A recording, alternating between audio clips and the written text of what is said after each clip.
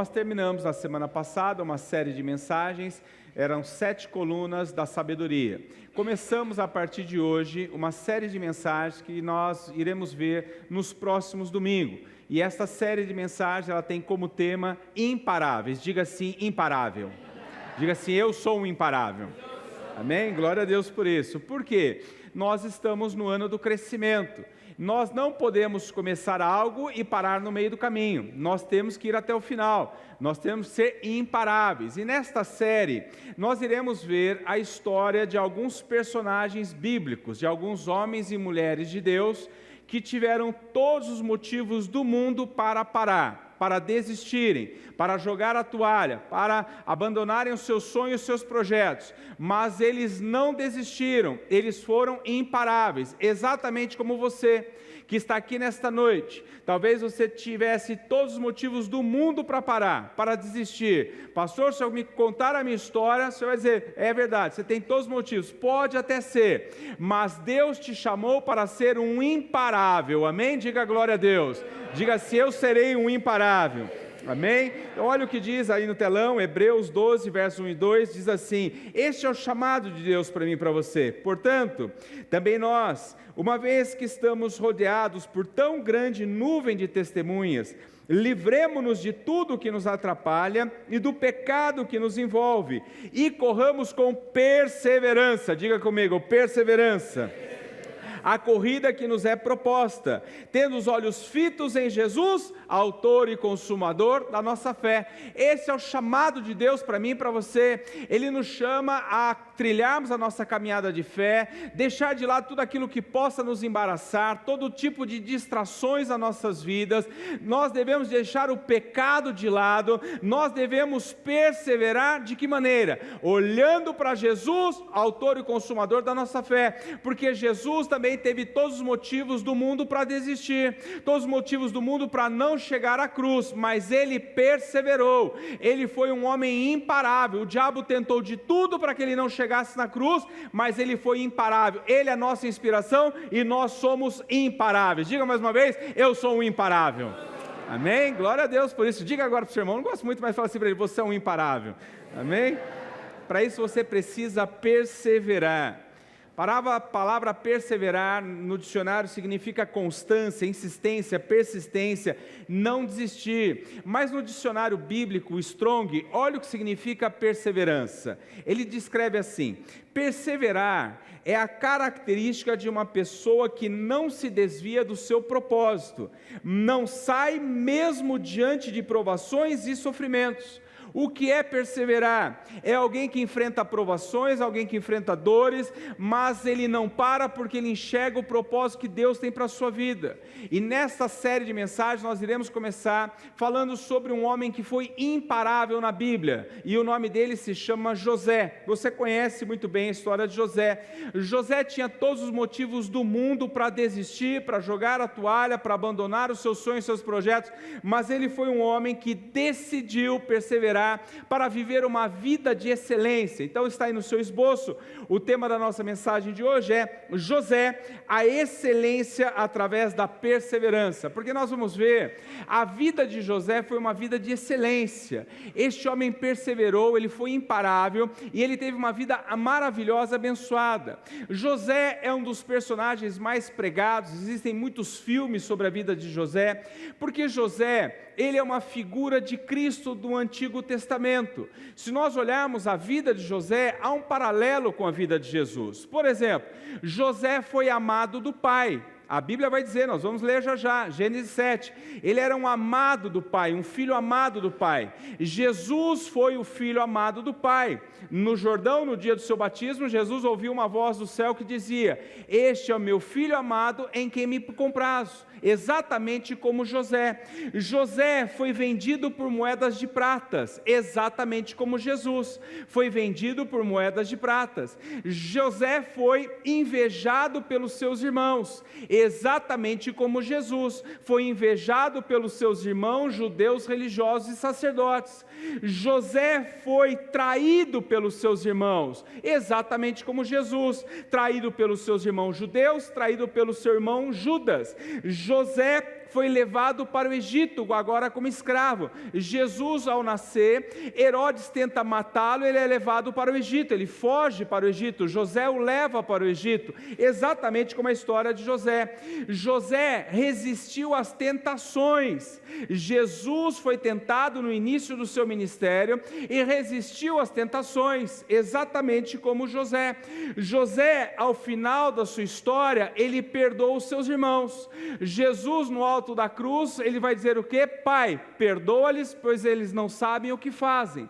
E José recebe todo o governo e toda a autoridade. Jesus recebe todo o poder e toda a autoridade. Ele é um personagem impressionante da Bíblia. A história de José, você conhece muito provavelmente, ela pode ser dividida em 10 etapas, que nós poderíamos dividir a vida dele, que fica muito fácil para entendermos. Por exemplo, ele começa com um sonho. A história de José, em Gênesis 37, começa com um sonho que Deus dá a ele. Um sonho de que ele seria um homem grande, que ele seria importante, que Deus iria levá-lo a um patamar que ele jamais imaginou na vida. A segunda etapa da vida de José é que ele é vendido como escravo, como disse há pouco, e vai parar no Egito. Lá no Egito ele vai parar na casa de um homem importante do governo chamado Potifar. Lá ele prospera, mas injustamente ele vai parar na prisão. Na prisão ele vai interpretar o sonho de 2 soldados, 2 homens importantes do governo, um copeiro e um padeiro de Faraó.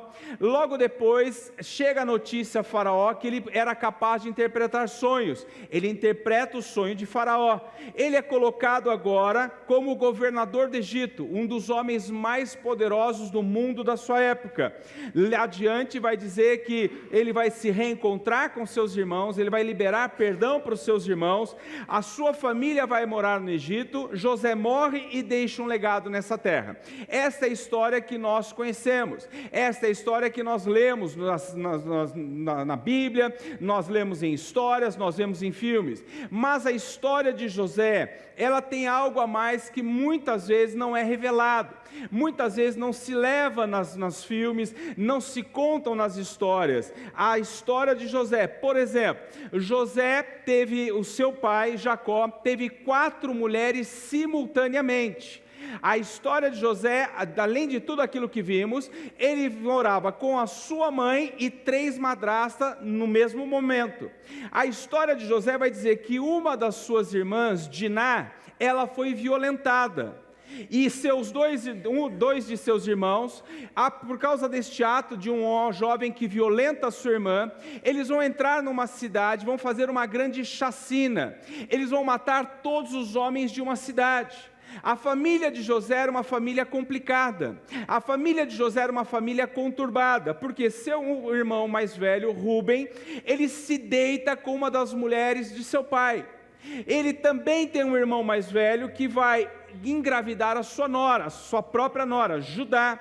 E a história de José é que a sua mãe Raquel, quando vai dar à luz ao seu irmão mais novo, Benjamim, ela não suporta o momento do parto e ela morre.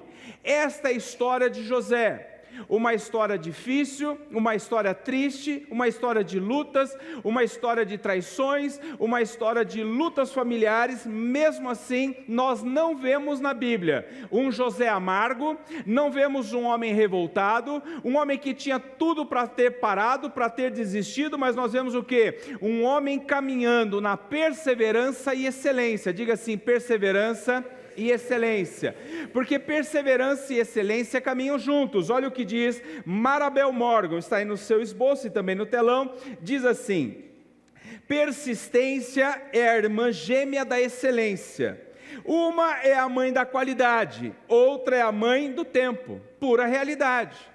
E nós temos um chamado de Deus para perseverarmos, sermos imparáveis e perseverarmos e caminharmos em excelência. Por quê? A excelência honra a Deus e abençoa as pessoas. Esse é o nosso lema neste ministério. A excelência honra a Deus e abençoa as pessoas. A sua casa tem que ser um lugar de excelência. Seu casamento tem que ser um casamento de excelência. No seu trabalho, você tem que ser um funcionário de excelência.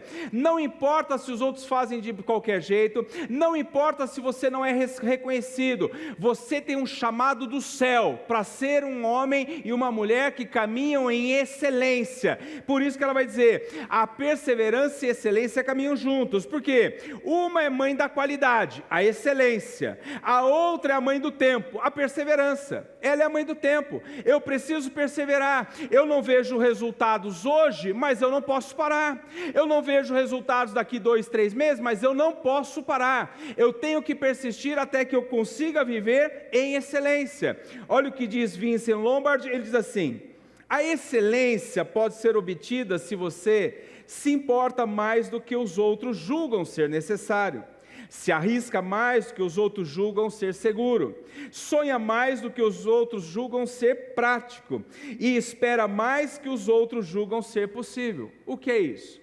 Você chega para alguém, Deus te dá uma ideia, você fica cheio de empolgação, cheio de sonhos, cheio de projetos. Eu vou fazer, vai acontecer, eu vou mudar a minha vida, eu vou mudar a história da minha família, vou arrebentar, vai ser uma bênção. Você compartilha com alguém, e alguém diz assim para você: ah não, isso aí não é para você, ah não, isso aí não vai dar certo, e você persevera, você diz: não estou me preocupado com a sua opinião, Deus me revelou, Deus me chamou e eu vou adiante, e você caminha e vai ser abençoado. Eu quero ver então 7 princípios com você da história da vida de José, que levaram ele a viver uma vida de excelência através da perseverança. Então, em primeiro lugar, você já pode preencher no seu esboço: identifique e foque no seu destino.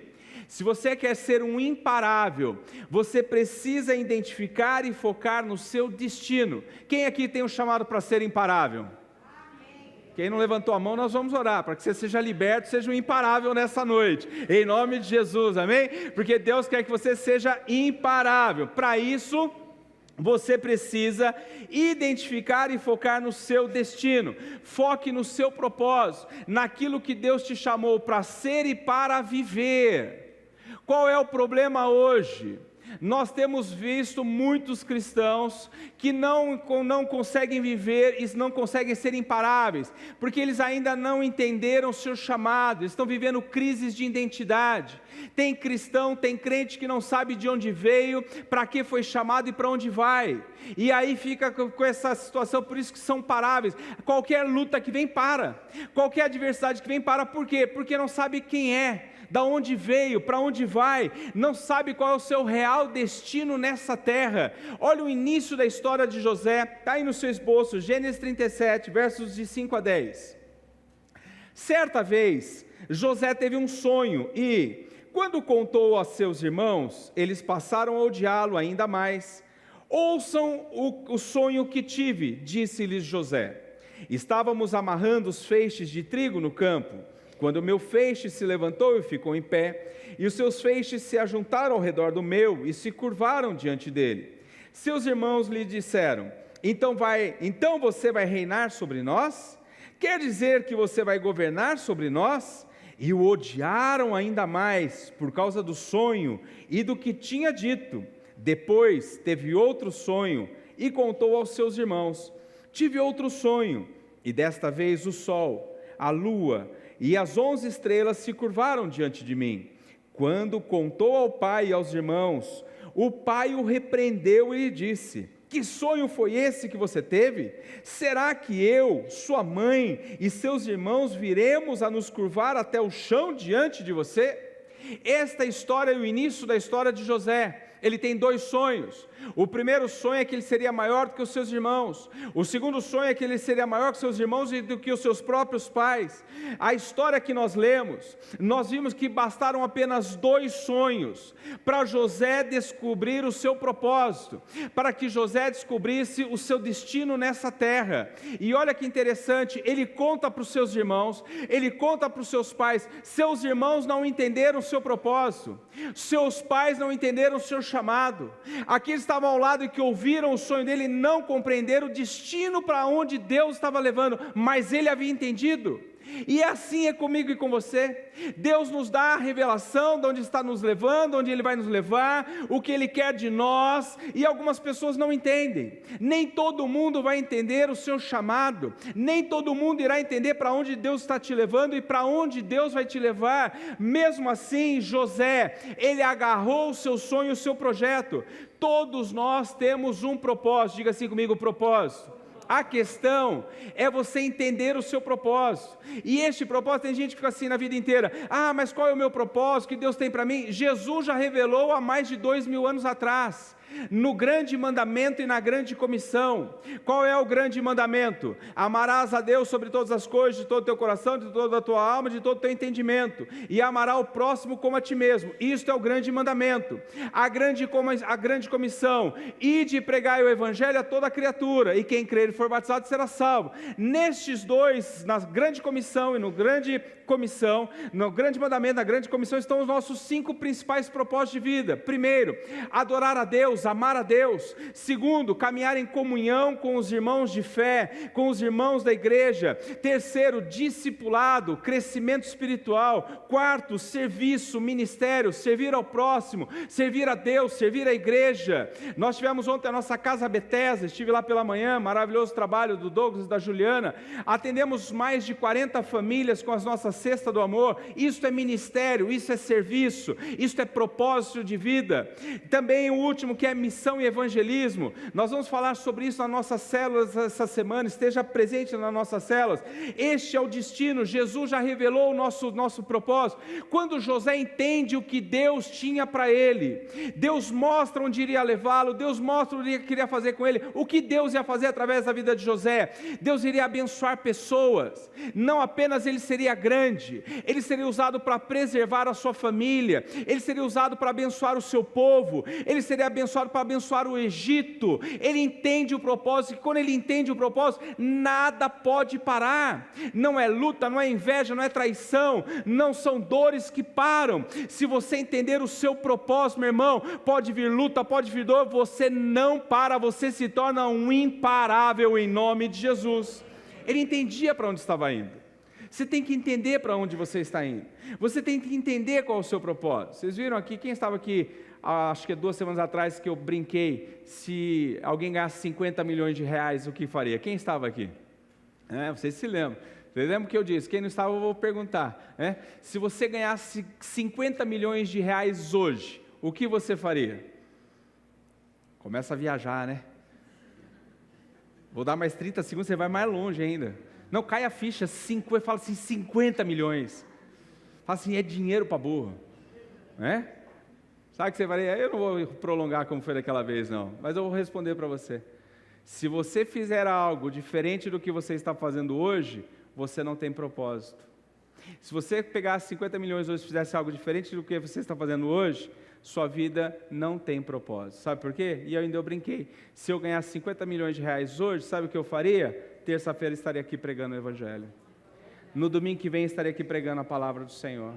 Continuaria acessível a você, estaria te servindo como seu pastor, continuaria sendo seu pastor. Isto é propósito. Então, meu irmão, minha irmã, quando você tem propósito estabelecido na sua vida, não é dinheiro, não é porta, não é luta, não é adversidade que vai te tirar do seu propósito. E aí, aquele dia eu ganhei um jantar muito especial, porque eu também disse assim, eu estaria, se eu ganhar 50 milhões de reais pregando o Evangelho aqui e casado com a Flávia.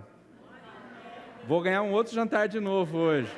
Amém? Falei isso, lógico, porque tem gente que pega um dinheiro e some.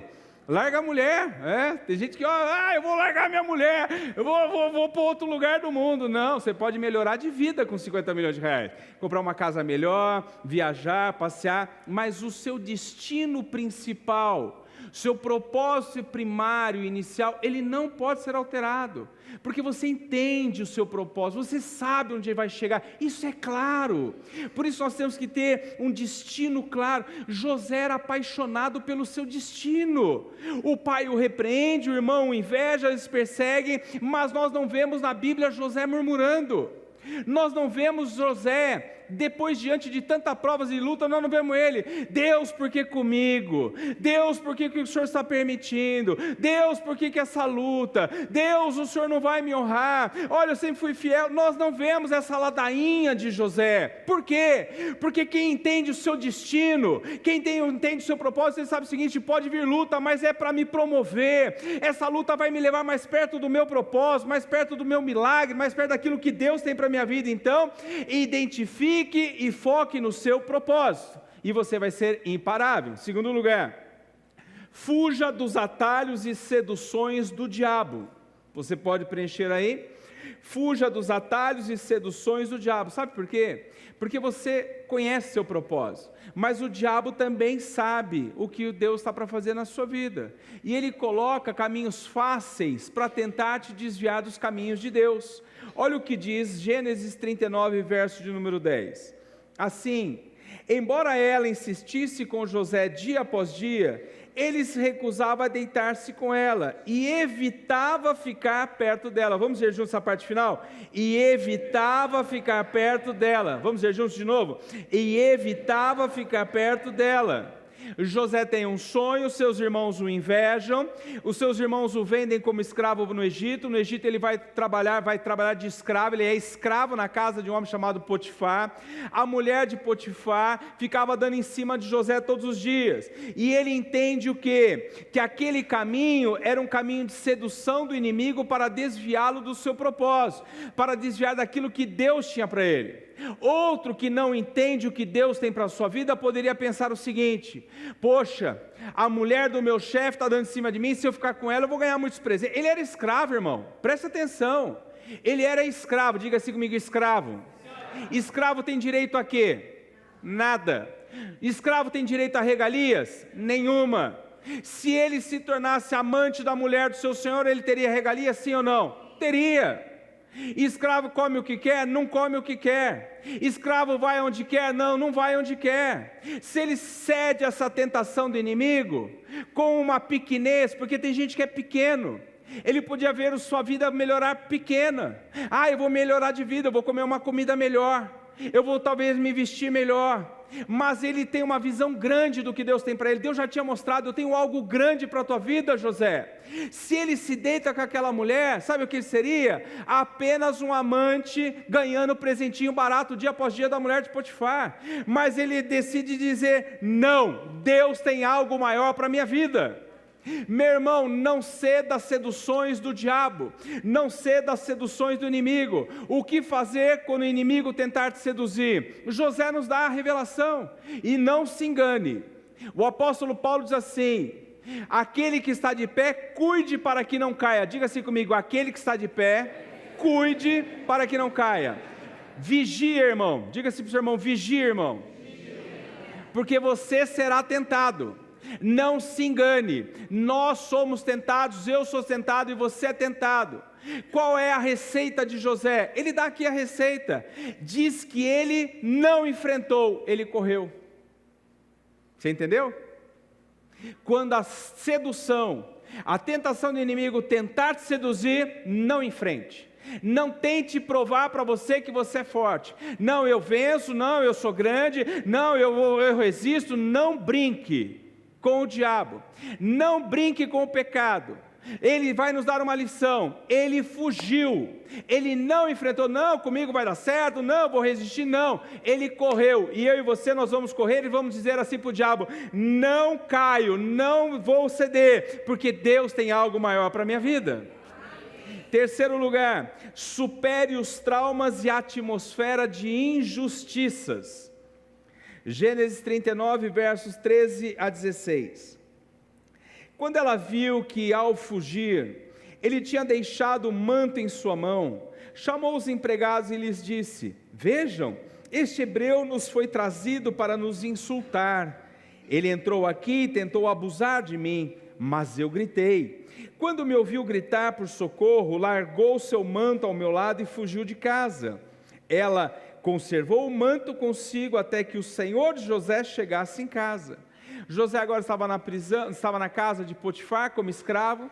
Ele agora vira administrador de tudo, a sua vida está melhorando, e de repente vem essa mulher de Potifar, tenta seduzi-lo, como ele não cai na conversa, ele sai correndo, ela segura o manto, ela, quando chega o marido, diz assim: está vendo aquele seu escravo, que você fica privilegiando ele? Ele tentou me violentar, olha a roupa dele aqui, está aqui, eu peguei a roupa dele, e agora ele vai parar injustamente na prisão. José viveu vários traumas, a inveja, foi parar no fundo do poço, foi invejado pelos irmãos, foi traído pelos irmãos, foi injustiçado, mas ele não permite que os seus traumas roubem a sua história, ele não permite que os seus traumas roubem o seu futuro. Talvez você que está aqui nesta noite tenha tido traumas na vida, você foi injustiçado, você foi traído, você foi acusado, você foi abusado, você sofreu tantas coisas, mas José resolveu ser maior do que a sua dor. Você pode dizer assim para mim: pastor, não é justo o que fizeram comigo, e eu vou dizer para você: talvez eu concorde. E eu pergunto para você: foi justo o que fizeram com José? Foi justo o que fizeram com José? Não. Os seus irmãos não foram justos, Potifar não foi justo, a esposa de Potifar, a vida não foi justa com José.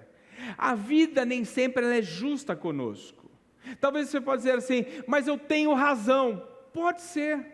E você vai fazer o quê? Vai se apegar à sua razão, à sua dor, e vai ficar a vida inteira carregando ela, porque você estava certo, porque você tinha razão, e você vai ficar: não, está vendo, olha o que a vida fez comigo, olha, eu trabalhei 20 anos naquela empresa, eu dei o meu sangue, eu dei o meu trabalho, e na última hora me mandaram embora sem ser nada, não foi justo. Pode não ter sido justo, você vai ficar carregando isso a vida inteira. Eu amei, eu me doei, não foi justo, e daí, você vai ficar amarrado a isso? Não, ele se levanta porque ele sabe que Deus tinha algo novo, ele não fica preso à sua dor, porque tem gente que fica preso à sua dor. Tem gente que nunca mais vai num aniversário, tem gente que nunca mais sai, tem gente que nunca mais se relaciona com ninguém. Meu irmão, José levanta e continua a sua vida, ele era imparável, diga imparável. Sabe por quê? Porque Deus não estava interessado com o seu passado, Deus tinha um futuro maravilhoso para ele. Deus não está interessado com a sua história do teu passado, Ele tem uma história novinha em folha para a tua vida, em nome de Jesus, amém? Porque você não é o que fizeram a você, você não é o que você fez, o pecado que você cometeu, porque se você está em Cristo Jesus, seu pecado já foi perdoado e você é nova criatura. Você é o que você faz com o que fizeram com você hoje. José superou, eu e você podemos superar em nome de Jesus. Diga assim: eu supero em nome de Jesus. Quarto lugar, desenvolva um coração de servo obediente. Diga assim: eu serei um servo obediente. Gênesis 39, 22. Por isso o carcereiro encarregou José de todos os que estavam na prisão, e ele se tornou responsável por tudo o que lá sucedia. José é acusado injustamente e vai parar na prisão. E preste atenção, ele entra na prisão, sabe qual era a notícia que chega na prisão? O que ele fez para estar aqui? Tentou violentar a mulher do seu senhor. Ele tentou violentar a mulher do seu patrão. É assim que ele entra na prisão. Sabe como que ele fica na prisão e depois ele sai da prisão? Você acha que ele sai com essa mesma fama? Meu irmão, sabe por quê? Nós não vemos ele tentando provar a sua inocência, nós não vemos ele tentando em nenhum momento dizer: não, eu não tentei nada contra ela, nós não vemos, porque ele entregou para Deus. Diga assim: ele entregou para Deus. Entregue suas lutas para Deus, entregue suas injustiças para Deus, não fica tentando provar não, só entrega para Deus. Ele entrou com essa fama na prisão. Sabe qual é a fama que ele sai da prisão? A Bíblia diz que o chefe da prisão coloca ele como administrador. Olha que lindo, José transforma cenários e realidades. Ele entrou com uma fama na prisão. Sabe qual era a fama agora? Este é um homem de Deus, ele é um homem trabalhador, ele é um homem honesto, ele é um homem que faz a diferença. Ele entra, ele começa a servir os prisioneiros, ele não despreza pequenos começos. José não despreza pequenos recomeços, por isso que ele era imparável. Porque tem gente que está desempregada há 2 anos, e de repente abre uma porta de emprego, e ele vai lá e diz assim: não, eu não quero esse emprego, porque vai rebaixar na carteira. Para com isso. José não abre mão de pequenos começos. A Bíblia diz: ser fiel no pouco e eu te colocarei no muito. Ser infiel no pouco e Deus não vai te colocar em lugar nenhum. Olha o que diz Salatiel Walter. Ele diz assim: procure colocar excelência em tudo o que você faz, mesmo que lhe pareça tão desnecessário pela simplicidade do feito. É isso que ele está dizendo. Para a nossa linguagem bíblica, ser fiel no pouco e eu te colocarei no muito. Foram as pequenas tarefas que prepararam José para a grande tarefa na sua vida: governar o Egito. Ele só pôde governar o Egito porque um dia ele foi um bom administrador na casa de Potifar. Ele só pôde ser um bom governador porque um dia ele foi um bom governador na prisão. Ele foi fiel no pouco e Deus o colocou no muito. Onde José estava, José servia, porque o caminho é servir. Diga assim: o caminho é servir. Por isso que eu disse que um dos 5 propósitos é servir, é ministério. Porque tem gente que está esperando primeiro algo grande acontecer para depois servir. O processo é ao contrário: primeiro José serve, depois a porta abre. Tem gente dizendo assim: Deus, quando a porta abrir, quando eu tiver muito dinheiro, eu vou servir o Senhor na igreja. Deus, quando eu tiver com a vida confortável, eu tiver tempo sobrando, aí eu vou entrar para ajudar lá no ministério. Para com isso, é o contrário. Você primeiro serve para o milagre acontecer. João 12, 26, e o meu Pai honrará aquele que me serve. José começou a servir, a porta se abriu. Qual é a maior lição que Jesus deixou aos seus discípulos? No último dia com seus discípulos de intimidade e discipulado, qual foi a maior lição que Jesus deixou? Ele deixou uma grande lição, que era uma bacia e uma toalha. Na última ceia, ele serve a ceia, ele mostra o serviço, ele serve a ceia. Ele pega uma bacia cheia de água, vai lavar os pés dos discípulos, ele pega uma toalha, vai enxugar os pés dos discípulos, eles não entendem nada, e vai dizer assim: é isso que vocês devem fazer. Assim como eu estou fazendo com vocês, vocês estão sendo preparados, discipulados para servirem. No reino de Deus é diferente do reino do mundo. Sabe como é nessa terra? Como que nós reconhecemos uma pessoa, se ela é grande, se ela é importante? Pelo número de pessoas que o servem. Já viu? Alguém que chega, tem um cargo grande, um presidente numa multinacional. O presidente de uma multinacional, ele tem muitas pessoas o servindo. Nossos políticos, olha os nossos políticos. Pega um deputado federal, pega não sei o quê, para todo mundo eles são grandes. Quantos assessores eles têm? Um monte. Tem assessor, tem motorista, tem isso, tem aquilo. Numa empresa, um presidente de uma multinacional, ele tem motorista, ele tem segurança, ele tem gente servindo, tem copeira, tem gente para cá, para lá. No reino de Deus é diferente. No reino de Deus, quanto mais gente você serve, maior você é. Ah, ninguém quis dar um glória a Deus agora, né? Eita povo, Senhor, toque e abençoe esse povo em nome de Jesus, amém? Sirva a Deus, sirva a sua família, sirva o próximo, sirva a igreja, em nome de Jesus. Sabe por que ele servia, era abençoado? Porque ele servia como quem servia a Deus. Ele não servia como quem servia: eu sou escravo, eu vou servir de qualquer jeito. Me jogaram aqui na prisão, estou injustiçado, eu estou nem aí, eu já perdi. Porque tem gente que diz assim: eu não tenho mais nada a perder. Ele já estava no fundo do poço, estava na prisão. O que podia piorar na vida de José? Ele podia ser um homem indolente, podia falar: não, eu não vou fazer nada disso. Pior não pode ficar. Meu irmão, ele fazia o melhor como quem faz para Deus. Faça isso e você será imparável em nome de Jesus. Em quinto lugar, pratique o poder transformador do perdão. Gênesis 45, 2. E ele se pôs a chorar tão alto, diga assim, tão alto. Diga comigo de novo, tão alto. Vou ler de novo. E ele se pôs a chorar tão alto que os egípcios o ouviram, e a notícia chegou ao palácio do faraó. José sai da prisão, se torna governador do Egito. Agora os seus irmãos vêm comprar comida no Egito, porque havia fome em Canaã, só tinha mantimento no Egito, só havia alimento no Egito. Os seus irmãos não o reconhecem, mas ele reconhece os seus irmãos. E você viu o que ele faz quando ele reconhece os seus irmãos? Ele sai, vai para um quarto, vai para o seu quarto, ele fecha a porta, ele chora tanto, ele chora tão alto, que todos podiam ouvir o choro de José. Mais de 20 anos distante dos seus pais, Ele foi privado do amor do seu pai, que ele tanto amava, por causa dos seus irmãos. Ele viveu longe de quem amava por causa desses irmãos, mas ele decidiu perdoar. Preste atenção no que eu vou dizer. Você não perdoa quando você chora, mas quando você tem a oportunidade de dar o troco e não dá. Aí você perdoa. José estava como governador do Egito, o homem mais poderoso do mundo da época. Seus irmãos estão diante dele, seus irmãos que o feriram, seus irmãos que o machucaram, seus irmãos que fizeram que ele sofresse 13 anos mais importantes da sua vida, porque ele era jovem. A juventude de José foi jogada fora por causa dos seus irmãos.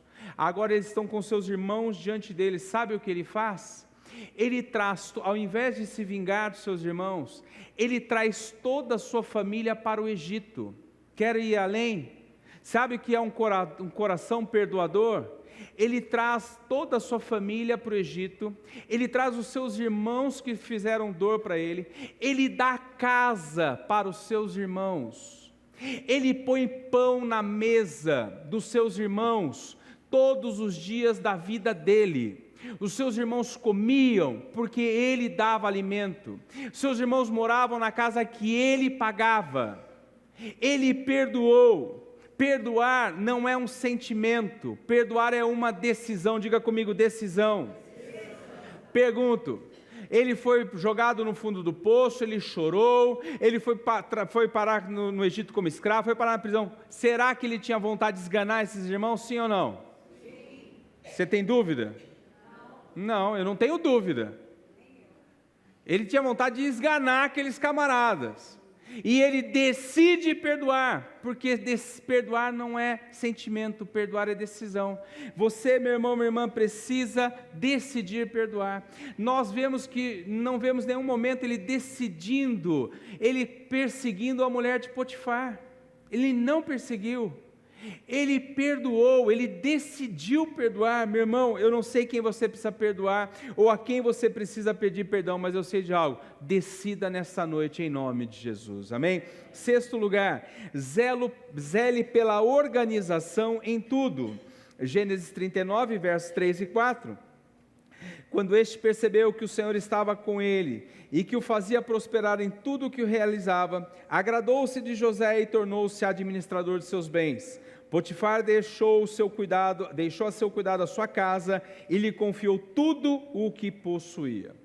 José, ele fazia tudo com excelência. Por isso que ele foi abençoado, por isso que ele foi imparável, por isso que ele prosperou. Quando trabalhou na casa de Potifar, ele não foi qualquer um dos escravos, ele foi o escravo. Ele foi o escravo que tomou conta de todas as coisas da casa de Potifar. José, quando foi parar na prisão, ele não era mais um prisioneiro, ele foi o prisioneiro, o administrador, porque ele fazia, como acabamos de ver, tudo para Deus. Olha o que diz Gênesis 41, 14. O faraó mandou chamar José, que foi trazido depressa do calabouço. Depois de se barbear e trocar de roupa, apresentou-se ao faraó. Olha como a Bíblia ela é cheia de detalhes, ela é linda. Ele estava na prisão, o faraó tem um sonho, não sabe interpretar, vão dizer, olha, ele interpreta. Chamem José. José, sai da prisão porque o faraó está te chamando. Sabe qual é a primeira atitude dele? Aí está dizendo a Bíblia. Ele foi se barbear, ele foi se trocar, ele foi se apresentar. Meu irmão, ele foi se apresentar correto diante de Deus. Ele estava se preparando para que algo novo surgisse na sua vida.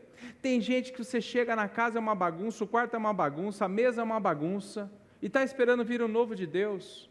Tem gente que só porque está desempregado, ele não toma nem banho, fica lá, né, faz a barba, não faz nada, fica lá jogado na cama. Minha vida acabou, minha vida morreu. Meu irmão, esteja preparado, porque amanhã Deus vai operar milagres em nome de Jesus. Você tem que estar pronto, você tem que estar preparado, em nome de Jesus.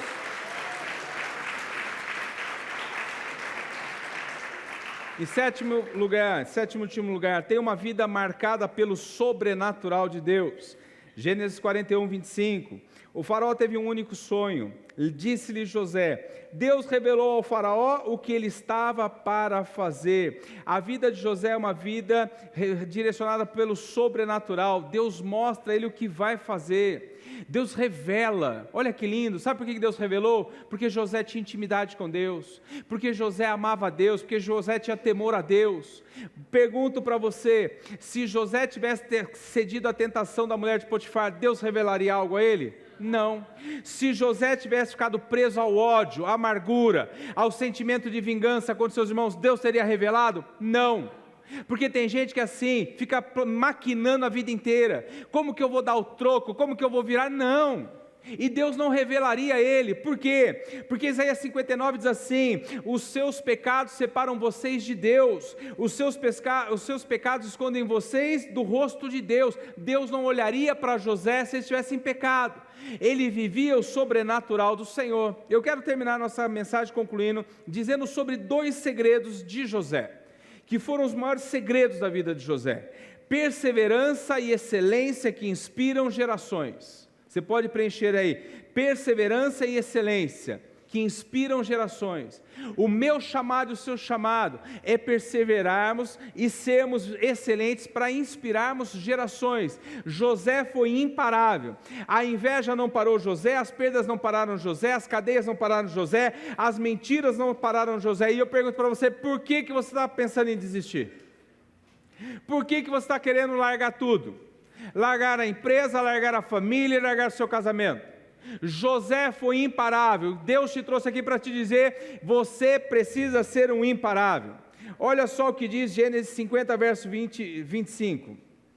E José fez o que os filhos de Israel lhe prestassem um juramento, dizendo-lhes: quando Deus intervier em favor de vocês, levem os meus ossos daqui. Preste atenção. José, antes de morrer, ele vai chamar o povo, vai chamar a sua família, vai chamar o povo, vai dizer assim: quando eu morrer, quando Deus vier a nosso favor, vocês vão tirar os meus ossos dessa terra do Egito.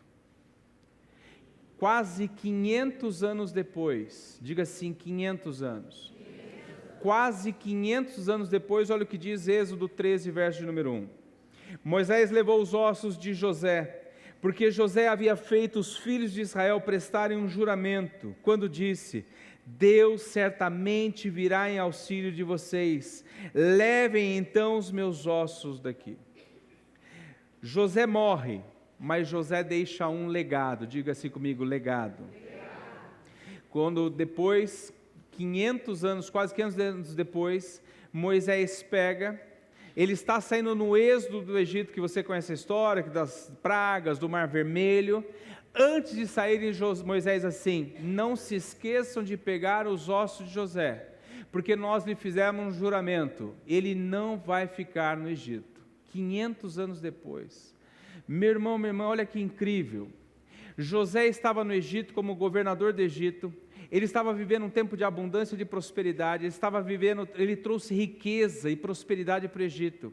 Ele conseguiu ver, quase 500 anos à frente, ele viu que o seu povo passaria por lutas, que passaria por adversidades, que passaria por sofrimentos, mas ele conseguiu levar um legado para aquele povo: sejam imparáveis. As lutas vão chegar, a escravidão vai chegar, o cerco vai pegar, mas Deus vai levar-nos para a terra que prometeu. Deus tem um lugar melhor para nós. Não parem, é o que ele deixa: não parem. Nós não vamos morrer como escravos, nós vamos ficar na terra dessa escravidão. Deus vai nos levar para um lugar abençoado. Só não parem em nome de Jesus. O chamado de Deus para você nessa noite: não pare em nome de Jesus. Não pare, não desista, não jogue a toalha, continue, porque Deus vai te abençoar em nome de Jesus. Se há tem imparáveis aqui nessa noite, se aplauda o Senhor e se coloque de pé em nome.